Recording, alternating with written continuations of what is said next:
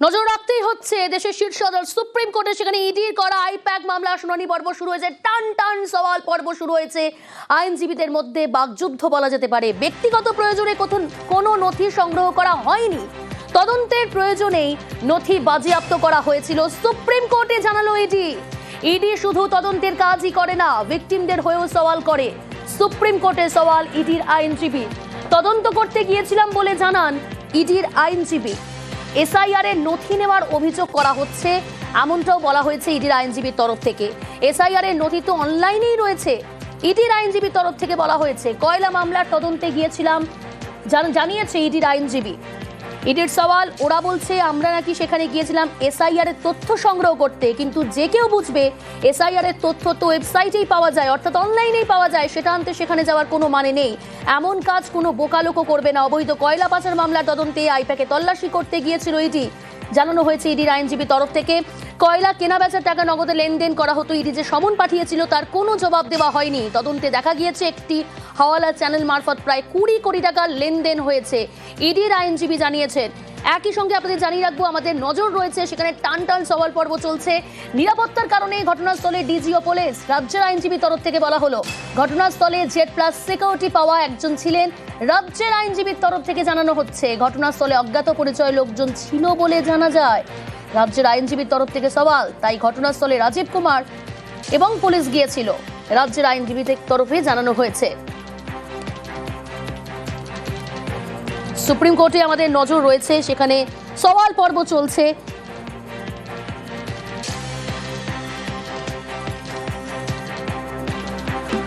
তদন্তের অনুমতিপত্র কি ছিল, প্রশ্ন করছেন বিচারপতি। অনুমতিপত্র ছিল বলে জানান ইডির আইনজীবী। থানাকে জানিয়েই অভিযানে যাওয়ার দাবি করা হয়েছে ইডির আইনজীবীর তরফ থেকে। কোনো রাজনৈতিক উদ্দেশ্য ছিল না বলে সওয়াল ইডির আইনজীবীর তরফ থেকে। টান টান সওয়াল পর্ব, সওয়াল জবাব চলছে এজলাসের মধ্যে। সুপ্রিম কোর্টের দিকে আমাদের নজর রয়েছে। ব্যক্তিগত প্রয়োজনে কোনো নথি সংগ্রহ করা হয়নি, ইডির আইনজীবীর তরফ থেকে কিন্তু জানানো হয়েছে ইডি শুধু তদন্তের কাজই করে না, ভিকটিমদের হয়েও সওয়াল করে। সুপ্রিম কোর্টের সওয়াল ইডির আইনজীবী। তদন্ত করতে গিয়েছিলাম বলে জানানো হয়েছে ইডির তরফ থেকে। মৈত্রেয়ী রয়েছে আমার সঙ্গে সরাসরি, আরো ডিটেল জানাবে। মৈত্রেয়ী, আপডেট জানতে চাইবো। প্রিয়াঙ্কা, দেখো, অত্যন্ত টান টান শুনানি সর্বোচ্চ আদালতে চলছে বিচারপতি মিশ্রা এবং বিচারপতি পাঞ্চলির বেঞ্চে, এবং সেখানে একদিকে এনফোর্সমেন্ট ডিরেক্টরেট এবং সরকারের তরফ থেকে সলিসিটর জেনারেল তিনি যেখানে আর্গুমেন্ট করছেন যে এই যে ঘটনা ঘটেছে সেটা নজিরবিহীন ঘটনা এবং এই ঘটনা একবার নয় বারবার ঘটছে। এবং মুখ্যমন্ত্রী মমতা বন্দ্যোপাধ্যায় তিনি বার্জিন করেছেন একটি প্রিমাইসিসে, যেখানে সার্চ অপারেশন চলছিল এবং যে সার্চ সম্পর্কে আগে ইন্টিমেট করা ছিল, এবং সেই সার্চের গিয়ে তিনি বার্জিন করেন এবং নথি তিনি গিয়ে সেখান থেকে নিয়ে চলে আসেন, এবং ডিজিটাল এভিডেন্স এবং অত্যন্ত গুরুত্বপূর্ণ নথি সেখান থেকে নিয়ে আসা হয় বলে অভিযোগ সলিসিটর জেনারেলের। তার অভিযোগ যে বেশ কিছু পুলিশ কর্মী ইনক্লুডিং ডিজিপি রাজীব কুমার এবং পুলিশ কমিশনার তারা এই কাজে তাকে সহযোগিতা করেছেন, এবং তিনি সর্বোচ্চ আদালতের কাছে আবেদন করেছেন যে পরিস্থিতি চলেছে সেই পরিস্থিতির জায়গায় দাঁড়িয়ে তাদের বিরুদ্ধে অবিলম্বে তাদেরকে সাসপেন্ড করা হোক এবং তাদের বিরুদ্ধে ডিপার্টমেন্টাল এনকোয়ারি শুরু করা হোক। তার কারণ যদি এটা না করা হয় তাহলে একটা বাজে প্রেসিডেন্ট তৈরি হবে। কেন্দ্রীয় বাহিনী যারা রয়েছে, তাদের কেন্দ্রীয় যারা তদন্তকারী সংস্থা রয়েছে, তাদের মনোবল ভেঙে যাবে এবং এটা কোথাও এস্টাবলিশ হয়ে যাবে যে পরবর্তীকালে দেশের অন্যান্য কোথাও যদি বড় এরকম ধরনের কোনো তদন্ত চলে এবং যেখানে এরকম অভিযান চলছে, সেখানে যে কোনো রাজনৈতিক ব্যক্তিত্ব এভাবে সেখানে ঢুকে যেতে পারবে এবং সেখান থেকে গিয়ে নথি নিয়ে আসতে পারবে, এবং পুলিশ তাদেরকে সহযোগিতা করবে যারা উর্দি পড়ে রয়েছে তারা। সেখানে উল্লেখ করা হয় সলিসিটর জেনারেলের তরফ থেকে আগের একটি ঘটনার কথা, যেখানে রাজীব কুমারকে ধর্নায় বসতে দেখা গিয়েছিল মুখ্যমন্ত্রী মমতা বন্দ্যোপাধ্যায়ের সঙ্গে। সেই ঘটনার কথা উল্লেখ করা হয়, ছবি পেশ করা হয় যেদিন ধর্নায় বসা হয়েছিল, অর্থাৎ 8 তারিখের যে ঘটনা সেই সময়কার যে সেই ছবি পেশ করা হয় এবং উল্লেখ করা হয় যে বেশ কিছু হোয়াটসঅ্যাপ চ্যাট তারা সাবমিট করেছে সর্বোচ্চ আদালতে, যেখানে বলা হচ্ছে যে 9 তারিখ যখন হাইকোর্টে শুনানি ছিল তখন সেখানে একজন সিটিং ল মিনিস্টার তিনি বসে থেকে রাকাস ক্রিয়েট করেছিলেন হাইকোর্টের ভেতরে এবং হাইকোর্ট তার নিজের নির্দেশে সেটাকে মেনশন করেছে। এই বিষয়টাকে অত্যন্ত গুরুত্ব সহকারে দেখেছেন বিচারপতি মিশ্রা এবং তিনি উল্লেখ করেন যে তারা এই বিষয়টিকে অত্যন্ত গুরুত্ব সহকারে দেখছেন এবং তারা চাইছেন এই বিষয়ে এই মামলাটি শুনতে এবং তার নোটিশ জারি করে মামলাটি শুনতে। কিন্তু পাল্টা যে শুনানিতে যে আর্গুমেন্ট দেওয়া হয়েছে মুখ্যমন্ত্রী মমতা বন্দ্যোপাধ্যায়ের তরফ থেকে, আইনজীবী ছিলেন কপিল সিবাল, তার বক্তব্য খুব স্পষ্ট যে আইপ্যাক কি সেটা সবাই জানতো এবং এনফোর্সমেন্ট ডিরেক্টরেটও খুব স্পষ্ট করে জানে যে আইপ্যাক কি কাজ করে। আইপ্যাকের সঙ্গে তৃণমূল কংগ্রেসের যে একটি চুক্তিবদ্ধ ব্যাপার রয়েছে এবং তাদের কাছে সমস্ত ইলেকশনের স্ট্র্যাটেজি রয়েছে, সেই সব কিছুই কিন্তু এনফোর্সমেন্ট ডিরেক্টরেট জানতো এবং জেনে নির্বাচনের ঠিক আগেই তারা এই অভিযান চালিয়েছেন। তারা 2 বছর আগে অর্থাৎ 2024 সালের ফেব্রুয়ারিতে শেষ এই কয়লাকাণ্ডে অভিযান তারা চালিয়েছিলেন, কিন্তু তারপরে 2 বছর তারা কি করছিলেন, ঠিক নির্বাচনের আগে কেন তাদেরকে যেতে হলো। অন্যদিকে রাজ্য পুলিশ এবং রাজীব কুমারের আইনজীবী অভিষেক মানু সিংভি তিনি যে আর্গুমেন্টটা করেন তার বক্তব্য হচ্ছে যে যখন এই যে ইন্টিমেট করার কথা বলা হয়, একটি ইমেল করা হয়েছিল যেটি সকাল 11:30টার সময় ইমেলটি করা হয়, যেখানে সার্চ শুরু হয়েছে ভোর 6:45-এ, তাহলে 5 ঘন্টা ধরে কি করা হচ্ছিল। কপিল সিবাল অন্যদিকে এই প্রশ্নটাও তোলেন যে এই যে 5 ঘন্টা মুখ্যমন্ত্রী মমতা বন্দ্যোপাধ্যায় প্রথম প্রেমাইসিসে গিয়েছিলেন বেলা 12টার সময়, তাহলে এই যে সকাল 6:45 থেকে 12টা পর্যন্ত যে সার্চ চললো, এটা থেকে এনফোর্সমেন্ট ডিরেক্টরেট বলতে চাইছে যে তারা কোনো নথি কোনো এভিডেন্স তারা নেয়নি। অন্যদিকে অভিষেক মানু সিংভি তার তরফ থেকে আর্গুমেন্ট ছিল যে কেন পুলিশ সেখানে গিয়েছিল। তাদের বক্তব্য খুব স্পষ্ট যে মুখ্যমন্ত্রী একজন Z+ ক্যাটাগরির তিনি ব্যক্তি, তাকে Z+ ক্যাটাগরির সুরক্ষা দেওয়ার প্রয়োজন আছে এবং যখন তারা জানতে পারেন যে মমতা বন্দ্যোপাধ্যায় তিনি চেয়ারপারসন হিসেবে গিয়েছিলেন, একটি তৃণমূল কংগ্রেসের চেয়ারপারসন হিসেবে সেখানে গিয়েছিলেন, কিন্তু তিনি Z+ ক্যাটাগরির নিরাপত্তা পান। ফলে তিনি যখন একটা জায়গায় যাচ্ছেন এবং যেখানে তারা জানতে পারছেন যে কিছু আননোন ব্যক্তি একটা বাড়িতে ঢুকে সার্চ করছে, তাদের কাছে আগে থেকে কোনো ইন্টিমেশনই ছিল না এনফোর্সমেন্ট ডিরেক্টরেটের তরফ থেকে। সকালবেলা 6:45-এ যে তারা সার্চ শুরু করছেন তার আগে থেকে তারা কোনো রকমের কোনো বক্তব্য তারা জানাননি। মোটটা কথা মুখ্যমন্ত্রী মমতা বন্দ্যোপাধ্যায়ের আইনজীবী কপিল সিবাল তার স্পষ্ট বক্তব্য যে এই শুনানি কলকাতা হাইকোর্টে করা হোক এবং একটি ঘটনা 9 তারিখে ঘটে গিয়েছে, কিন্তু তারপরে যে সমস্ত নির্দেশ কলকাতা হাইকোর্টের প্রধান বিচারপতি পাস করেছেন তার পরিপ্রেক্ষিতে দাঁড়িয়ে আর কোনো পরবর্তীকালে সমস্যা হবে না এবং গতকালও শুনানি হয়েছে। তাদের স্পষ্ট অভিযোগ যে এনফোর্সমেন্ট ডিরেক্টরেট দুটো ঘোড়ায় একই সঙ্গে সবার হওয়ার চেষ্টা করছেন। তারা একদিকে হাইকোর্টে তারা গেছেন এবং সেখানে গতকাল তারা শুনানি করলেন না, তারা এটা জানালেন যে তারা সর্বোচ্চ আদালতে তারা আবেদন করে রয়েছেন, ফলে তারা চেষ্টা করছেন দুটো ঘোড়ায় একই সঙ্গে সবার হওয়ার জন্য। সেই আর্গুমেন্ট করেছেন কপিল সিবাল এবং একই সঙ্গে অভিষেক মানু সিংভি। সব মিলিয়ে লাঞ্চের বিরতিতে এই মুহূর্তে গিয়েছে কোর্ট এবং তার আগের মুহূর্তে যাওয়ার আগে বিচারপতি মিশ্রা এবং বিচারপতি পাঞ্চলি তারা বলে গিয়েছেন যে কেন এনফোর্সমেন্ট ডিরেক্টরেট কলকাতা হাইকোর্টে শুনানি চাইছেন না, সেই বিষয়ে তাদের কি আর্গুমেন্ট সেটা তারা এবার শুনবেন। এবার যখন তারা ফিরে আসবেন 2টোর পরে যখন বেঞ্চ আবার বসবে তখনই বিষয়টা পরিষ্কার হবে যে কেন এনফোর্সমেন্ট ডিরেক্টরেট বা কেন্দ্র সরকারের তরফ থেকে কেন তারা চাইছেন না যে কলকাতা হাইকোর্টে শুনানি হোক। প্রিয়াঙ্কা, সঙ্গে থাকো মৈত্রী। নিরাপত্তার কারণেই ঘটনাস্থলে ডিজি ও পুলিশ রাজ্যের আইনজীবীর তরফ থেকে জানানো হয়েছে। ঘটনাস্থলে Z+ সিকিউরিটি পাওয়া একজন ছিলেন, রাজ্যের আইনজীবী জানিয়েছেন। ঘটনাস্থলে অজ্ঞাত পরিচয় লোকজন ছিল বলেই জানানো হয়েছে রাজ্যের আইনজীবীর তরফে, তাই ঘটনাস্থলে রাজীব কুমার এবং পুলিশ গিয়েছিল।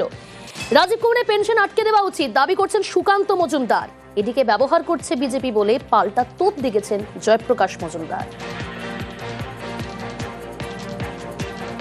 এটা তো ইডি উত্তর দিতে পারবে কেন জানিয়েছে, কিন্তু রাজীব কুমার সেদিন যে রোল ছিল তার, সেই রোল তো আইন মোতাবিক ছিল না, এটুকু আমি বলতে পারি। তার পেনশন আটকে যাওয়া উচিত, ডিওপিটির উচিত তার পেনশন সহ রিটায়ারমেন্ট সমস্ত বেনিফিট আটকে দেওয়া। তিনি কি সুপ্রিম কোর্টের জাজ না জুরি যে আইনের ব্যাখ্যা দিয়ে দিচ্ছেন? সুকান্ত মজুমদার জীববিদ্যা পড়াশোনা করেছেন, এইসব গুলো করেই তো বিজেপি বুঝিয়ে দিচ্ছে যে তারা ইডিকে ব্যবহার করছে নিজেদের গুন্ডা বাহিনী হিসেবে।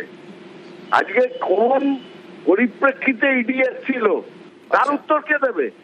রাঁচির দিকে নজর রাখতে হচ্ছে। রাঁচির ইডি দফতরে পুলিশের অভিযান, রাঁচির ইডি দফতরে পুলিশের অভিযান, ইডি দফতরে রাঁচি পুলিশের টিম। ঝাড়খণ্ডের এক সরকারি কর্মীকে মারধর, তদন্তের সময় মারধরের অভিযোগ ইডির বিরুদ্ধে।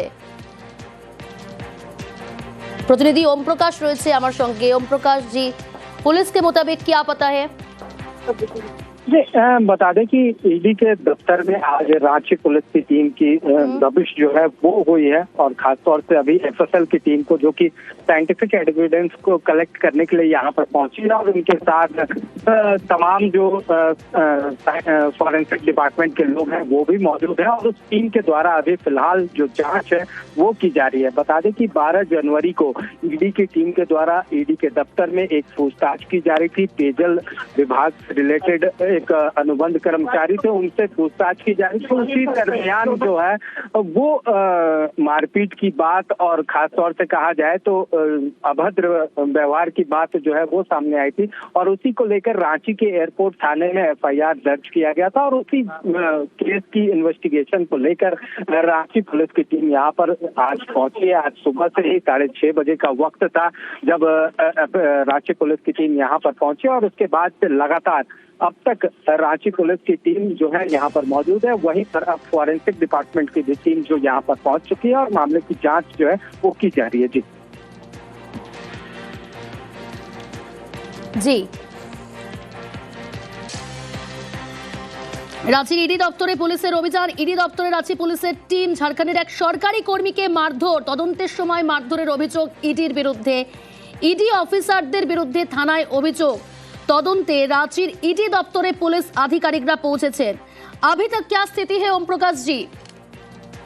अभी भी फिलहाल जो पुलिस की टीम है वो अंदर मौजूद है, और उसके द्वारा अभी भी जो जांच की प्रक्रिया है वो पूरी की जा रही है। फॉरेंसिक डिपार्टमेंट के भी लोग यहाँ पर पहुंचे हैं ताकि जो साइंटिफिक एविडेंस है उसे कलेक्ट किया जा सके। तो वहीं दूसरी तरफ अगर बात की जाए तो ईडी दफ्तर के अंदर ईडी के जो भी दस्तावेज हैं, जो भी कागजात हैं, उनकी सुरक्षा को लेकर जो केंद्रीय बल है सीआईएसएफ, उनकी प्रतिनियुक्ति जो है वो बढ़ा दी गई है। फिलहाल काफी संख्या में जो केंद्रीय विभाग के पुलिसकर्मी हैं वो अंदर में मौजूद है। तो वहीं रांची पुलिस की भी टीम जो है वो अंदर और बाहर जो है वो कैंप किया हुआ है, और तमाम चीजों के साक्ष्य जो है उसका संकलन जो है वो इस वक्त भी किया जा रहा है। जी জি রাঁচির ইডি দপ্তরে পুলিশের অভিযান। ইডি দপ্তরে রাঁচি পুলিশের টিম পৌঁছেছে। ঝাড়খণ্ডের এক সরকারি কর্মীকে মারধর, এখনো পর্যন্ত সেখানে রয়েছে পুলিশ আধিকারিকরা। তদন্তের সময় মারধরের অভিযোগ ইডির বিরুদ্ধে, ইডি অফিসারদের বিরুদ্ধে থানায় অভিযোগ দায়ের করা হয়েছে। এবং ইতিমধ্যেই আপনাদের জানিয়ে রাখবো তদন্ত শুরু করেছে রাঁচি থানার পুলিশ। রাঁচির ইডি দপ্তরে সেখানে পৌঁছেছে পুলিশ আধিকারিকরা।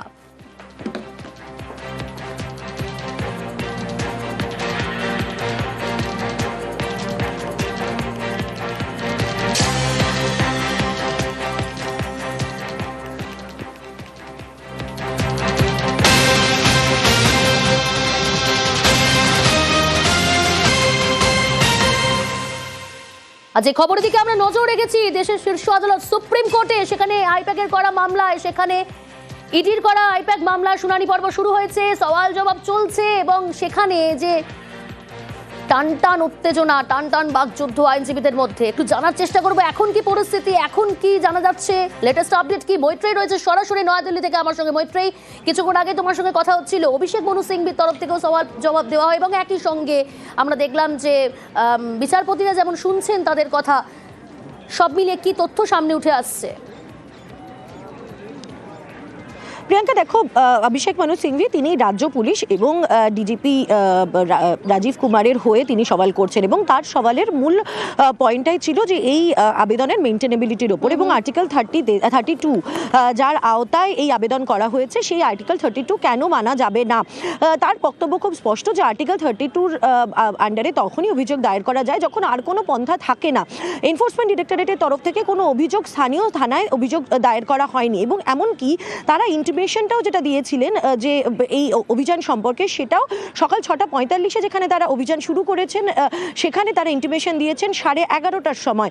ফলে কেন এই ডিলেটা করা হয়েছে, ফলে সব জায়গা থেকে কোথাও একটা গিয়ে তাদের ইচ্ছাকৃতভাবে তারা এই সমস্যাটা তৈরি করার তারা চেষ্টা করেছিলেন, এবং ইচ্ছাকৃতভাবেই তারা লুকিয়ে যাওয়ার চেষ্টা করেছিলেন যে তারা অভিযান চালাচ্ছেন।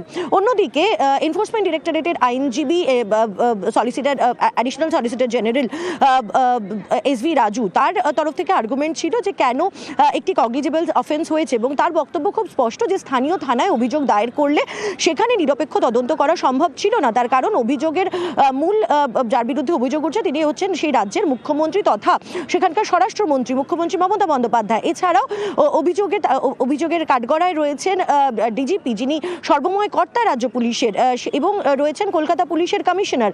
ফলে তাদের অধস্তনরা যখন কোনো তদন্ত করবেন তখন সেটা কখনোই নিরপেক্ষ হওয়া সম্ভব নয়, এবং এই কারণেই তারা কোর্টের কাছে আবেদন করছেন যেন সিবিআইকে এফআইআর করার নির্দেশ দেওয়া হয় এবং সিবিআই তদন্তটা করে। যদিও এখানে পাল্টা অভিযোগ অন্যদিকে করা হয়েছে যে সিবিআই এমন একটি এজেন্সি যার বিরুদ্ধে এর আগেই কিন্তু রাজ্যের তরফ থেকে এবং একাধিকবার অভিযোগ উঠেছে, তাদের নিরপেক্ষতা নিয়ে প্রশ্ন উঠেছে। ফলে সেখানে দাঁড়িয়ে এই কেন্দ্রীয় এজেন্সির উপরে কি করে ভরসা রাখা সম্ভব?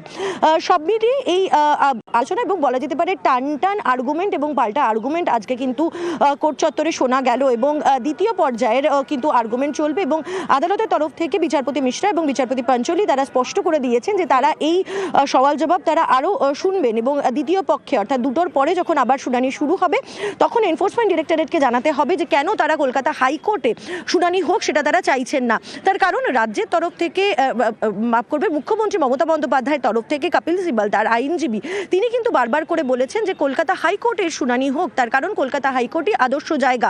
যদি কলকাতা হাইকোর্টের কোনো ফলাফল না পাওয়া যায় তাহলে সর্বোচ্চ আদালতে আসা যাবে। অন্যদিকে রাজীব কুমার এবং রাজ্য পুলিশের আইনজীবী অভিষেক মনু সিংভি তিনিও কিন্তু কলকাতা হাইকোর্টে শুনানির জন্যই তিনি সওয়াল করেছেন। তিনি উল্লেখ করেছেন যে 9 তারিখে একটি ঘটনা ঘটেছিল, কিন্তু সেখানে সেই ইমোশনকে কন্ট্রোল করা সম্ভব হয়নি, মানুষ বেশি ইমোশনাল হয়ে পড়েছিলেন। যদি এই প্রশ্নে বিচারপতি মিশ্রা তিনি উল্লেখ করেছেন যে বারবার করে এরকম ঘটনা ঘটলে সেটা তো মুশকিল, কিন্তু অভিষেক মনু সিংভি তিনি উল্লেখ করেছেন যে এটি একদিনের ঘটনা, গতকাল কিন্তু সেরকম কোনো ঘটনা ঘটেনি, কিন্তু তারপরেও সর্বোচ্চ আদালতের দোহাই দিয়ে এনফোর্সমেন্ট ডিরেক্টরেট কিন্তু সেখান থেকে অ্যাডজর্নমেন্ট নিয়েছে হাইকোর্ট থেকে। ফলে কেন তারা কলকাতা হাইকোর্টের শুনানি হোক সেটা চাইছেন না, সেই বিষয়ে কিন্তু এবার এনফোর্সমেন্ট ডিরেক্টরেটকে তাদের আর্গুমেন্ট সাজাতে হবে এবং দেখার যে সেই আর্গুমেন্ট এবং তার পাল্টা আর্গুমেন্টের পরিপ্রেক্ষিতে সর্বোচ্চ আদালতের কি দৃষ্টিভঙ্গি হয়। তারা যে ইঙ্গিত দিয়েছিলেন যে তারা এই মামলা সর্বোচ্চ আদালতে শুনতে তারা চাইছেন এবং তারা চান যে এই বিষয়ের বিস্তারিত তদন্ত হোক বা বিস্তারিত সওয়াল জবাব হোক, সেটা তারা চান, এবং সেই কারণে তারা নোটিশ জারি করার উল্লেখ করেছিলেন। ফলে সেই সিদ্ধান্তেই তারা টিকে থাকেন নাকি শেষ পর্যন্ত কলকাতা হাইকোর্টে ফিরিয়ে দেন তারা মামলাটা, সেই বিষয়টা কিন্তু এই সওয়াল জবাবের পরেই স্পষ্ট হবে। প্রিয়াঙ্কা। বেশ,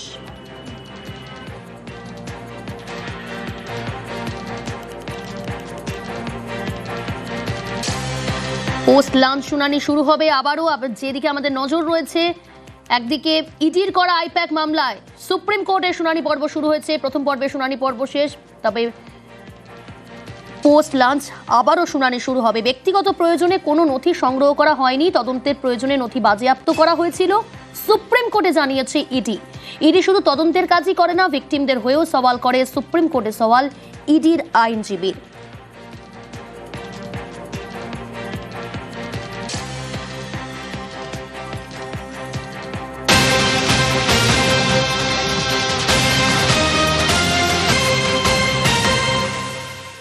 ব্রেকিং নিউজ, আরো একটা চাচল থানার মামলায় রক্ষা কবচ শুভেন্দুর। হাইকোর্টে রক্ষা কবচ পেলেন বিরোধী দলনেতা। চাচল থানার মামলায় রক্ষা কবচ শুভেন্দু অধিকারীর, হাইকোর্টে রক্ষা কবচ পেলেন বিরোধী দলনেতা।